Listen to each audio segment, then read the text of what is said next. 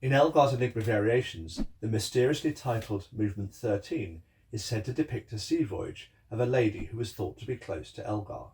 The timpani player has an indication to play with side drumsticks, and this sound is said to depict the sound of the ship.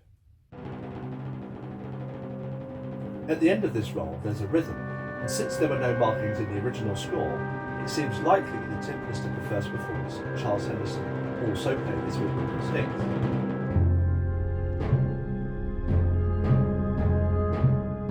But it seems Elgar wasn't happy because he wanted a softer sound. And so Henderson had to think quickly. The penny dropped, and Elgar was pleased. "How was it done?" he asked. And Henderson replied, "Give me 2 gold coins and I'll show you." Let's consider for a moment what Elgar originally wrote. We were keen to try this, and so as a result it became a bit of a toss-up what we were actually going to play in our concerts. There are 2 percussion players that don't play in this movement, and so someone can easily come over and play a side drum roll.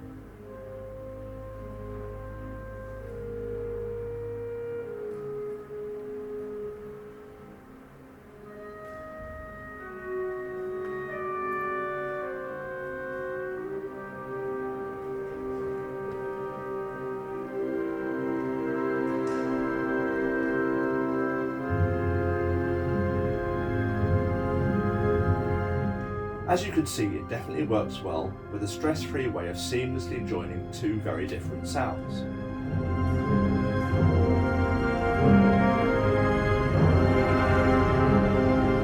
But during that first rehearsal, it seems possible that there was nobody to assist the timpanist.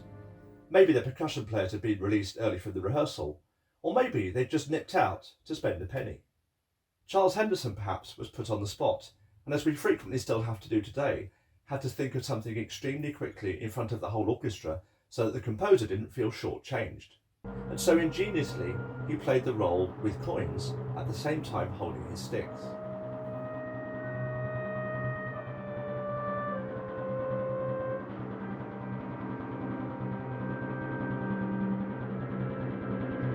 Sterling silver half-crowns are huge and heavy by today's standards, but this makes holding them much easier and greatly reduces the chances of catastrophically dropping them. Many things that we think of as rigid traditions actually came about through a quick experiment and a split-second decision. We know that Elgar was a very practical and flexible musician, and so for my 2 penneth on this, well, I certainly think this seems to be a case of something that, to coin a phrase, is subject to change.